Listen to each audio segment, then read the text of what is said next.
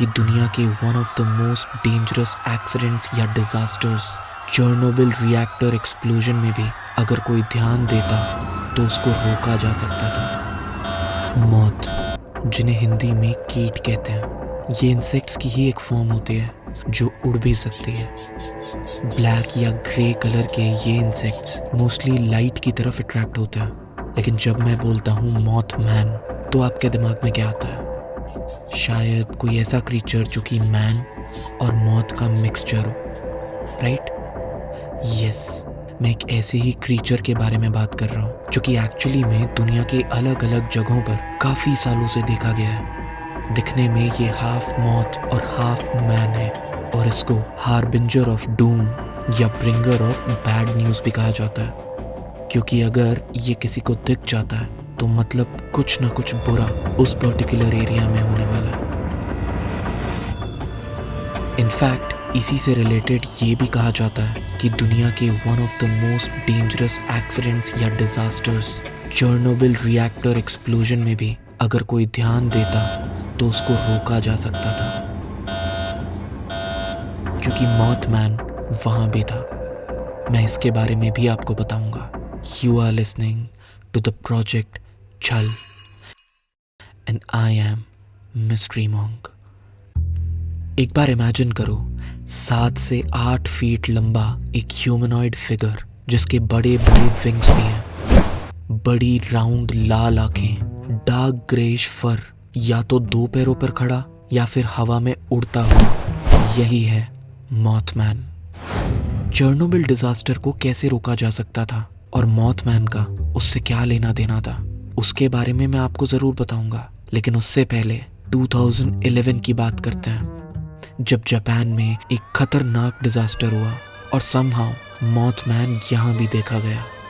2011 में जापान में एक अर्थक्वेक और उसके बाद एक भयानक सुनामी आई थी जिसमें करीब 18,000 लोगों की डेथ हुई और हज़ारों लोग ऐसे थे जिनका कभी कुछ पता नहीं चला। इस सुनामी के कुछ ही दिन बाद इंटरनेट पर कुछ रिपोर्ट्स आने लगी जिसके अकॉर्डिंग जापानीज और कुछ फॉरेन नेशनल्स जो कि जापान में ही रहते थे, उन्होंने मॉथमैन को देखने का क्लेम किया।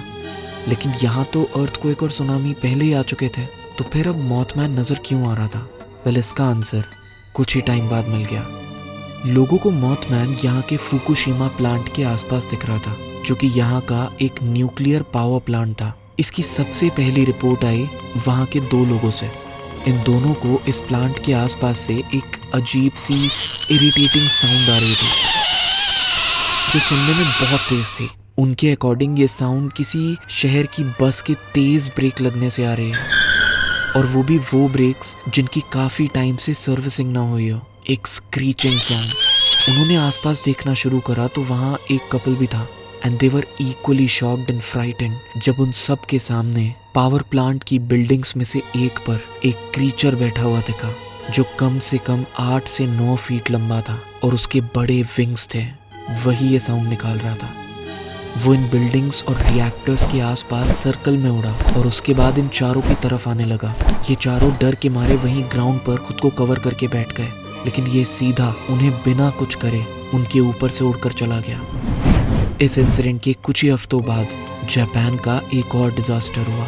यही Fukushima nuclear power plant explode हो गया। अब इस इंसिडेंट में किसी की डायरेक्ट डेथ नहीं हुई, लेकिन इसमें से निकली गैसेस और वेस्ट की वजह से कुछ ही टाइम बाद ऑलमोस्ट 2000 लोगों की डेथ हुई। This was a very big example कि क्यों मॉथमैन को हार्बिंजर ऑफ डूम या ब्रिंगर ऑफ बैड न्यूज़ कहा जाता है। बिकॉज इन दिस केस उसने शायद उन 4 लोगों को यही वार्न किया था कि यहाँ कुछ बड़ा होने वाला है। हमारे रिलीजियस बुक्स और उनके बारे में बताने वाले लोगों ने काफ़ी बार एंजल्स और डीमंस का जिक्र किया है। रिलीजन या कल्चर कोई भी हो, अलग अलग नामों से ऐसे क्रीचर्स के बारे में बताया गया है जो किसी डूम या डिजास्टर के बारे में हमें वार्न करने टाइम टू टाइम आते रहते हैं। इसीलिए जब से लोगों ने मॉथमैन को किसी डिजास्टर के आसपास देखा है, तब से उन्होंने उसको भी इन्हीं वार्निंग से कनेक्ट किया। अगर ये बात सही है तो हमें ये भी कंफर्म नहीं है कि क्या ये गुड एंटिटी हैं जो हमें वार्न करके बचाने की कोशिश करती हैं, या फिर ये एक बैड एंटिटी हैं जिनकी वजह से ही ये डिजास्टर्स होते हैं। लेकिन मॉथमैन के इन सभी केसेस में से एक केस ऐसा भी था जिसके बाद इस क्रीचर को वहाँ के लोग इतना मानने लगे कि उनके शहर के सेंटर में आज भी मॉथमैन का एक बड़ा सा स्टैच्यू है। ये इंसिडेंट मॉथमैन का पहला रिकॉर्डेड इंसिडेंट था। मॉथमैन की सबसे पहली साइटिंग जो कि 15 नवंबर 1966 में हुई थी। इस दिन पॉइंट प्लेजेंट वेस्ट वर्जीनिया में 2 यंग कपल्स रात को शहर के बाहर ड्राइव कर रहे थे। ड्राइव करते हुए उन्होंने काफी पुरानी अबैंडन्ड बिल्डिंग को क्रॉस किया and then they were all shocked to see a large creature जिसके बड़े बड़े विंग्स थे। ये क्रीचर 6 से 7 फुट लंबा ग्रे कलर का था और इसकी बड़ी लाल आंखें थी। ये क्रीचर इनको देखकर इनकी कार के ऊपर से उड़कर निकल गया और घबराते हुए ये लोग वापस शहर की तरफ जाने लगे। It was then that they noticed कि वो अभी भी उड़ते हुए इनकी कार के पीछे ही आ रहा है and it followed them to the town. और फिर जैसे ही ये टाउन में एंटर हुए ये वहाँ से उड़ के कहीं और चला गया।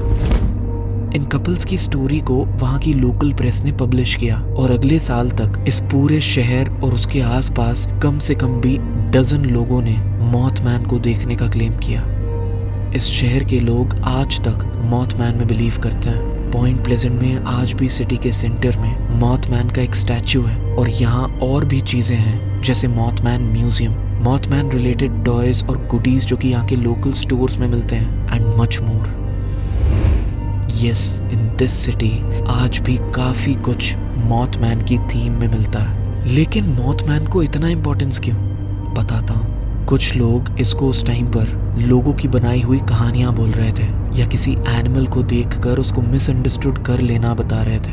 लेकिन कुछ टाइम के बाद कुछ ऐसा हुआ जिससे इन क्रीचर्स की कहानी और भी मिस्टीरियस बन गई, क्योंकि जितना सडनली ये दिखे थे उतना ही सडनली ये गायब भी हो गए।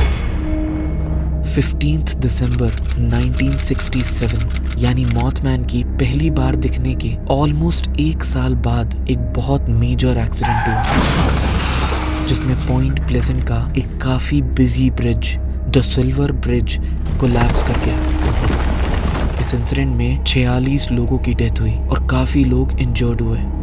इसके जस्ट बाद से मॉथमैन का इस पूरे एरिया में दिखना एकदम से बंद हो गया और यहीं से दुनिया भर में जब जब मॉथमैन दिखा उसके कुछ टाइम बाद वहाँ कुछ ना कुछ एक्सीडेंट या डिजास्टर जरूर हुआ। लेकिन इस सब का चेर्नोबिल के सबसे इनफेमस एक्सीडेंट से क्या लेना देना था, अब मैं आपको बताता हूँ। अप्रैल 26, 1986 ये वो दिन था जब सोवियत यूनियन के बेलारस बॉर्डर के पास नॉर्दर्न यूक्रेन में बने चेर्नोबिल न्यूक्लियर पावर प्लांट में एक बड़ा एक्सप्लोजन हुआ। लेकिन इस इंसिडेंट के बाद लोगों ने बताना शुरू करा एक क्रीचर के बारे में जिसको वहाँ के लोकल प्रेस ने ब्लैक बर्ड ऑफ चेर्नोबिल बुलाकर पब्लिश करा। तो according to those reports, weeks before this incident लोगों को इस एरिया के आसपास एक बड़ी ब्लैक बर्ड जैसा कुछ दिखने लगा था, जो दिखने में प्रॉपर बर्ड भी नहीं लग रही थी, बट इट वॉज समथिंग जो लोगों ने पहले यहाँ कभी नहीं देखा था। इनफैक्ट चेर्नोबिल में ही काम करने वाले 5 एम्प्लॉयज ने भी इसको प्लांट के आसपास उड़ते हुए देखा था और जब उन्होंने इसके बारे में अपने मैनेजर को बताया तो he did not believe them. Manager को लगा कि एम्प्लॉयज काम से बचने के बहाने कर रहे हैं। इनफैक्ट जिस दिन ये एक्सप्लोजन हुआ उस दिन वहाँ आए हुए फायर फाइटर्स ने भी ये बताया था कि ऐसा ही दिखने वाला एक क्रीचर उन्हें वहाँ स्मोक से बाहर निकलता हुआ दिखा और फिर वो एकदम से उड़कर वहाँ से कहीं दूर चला गया। लेकिन अगेन इस इंसिडेंट के बाद भी लोगों को वो दिखता रहा फॉर सम मंथ्स, बट वो शायद इसीलिए क्योंकि आफ्टर अ फ्यू मंथ्स इस एरिया में एक हेलीकॉप्टर बुरे तरीके से यहाँ क्रैश हो गया था और उसके बाद फाइनली ये वहाँ दिखना बंद हो गया। तो क्या इसका मतलब ये है कि मॉथमैन मैन मेड डिजास्टर्स या अननेचुरल डिजास्टर्स के बारे में हमें वार्न करता है? क्योंकि अर्थक्वेक या सुनामी के बाद भी वो तब तक दिखा जब तक जापान में फुकुशिमा पावर प्लांट एक्सप्लोड नहीं किया। ऐसे ही चेर्नोबिल का एक्सीडेंट और ऐसे ही सबसे पहले 1966 में सिल्वर ब्रिज का कोलैप्स करना, ये सभी मैन मेड या अननेचुरल डिजास्टर्स थे। मॉथमैन के दिखने और साउंड के अलावा एक इम्पॉर्टेंट बात ये भी है कि ये जिस किसी को भी दिखता है उसको बहुत बुरी, डार्क या डिजास्टर टाइप फीलिंग आती है।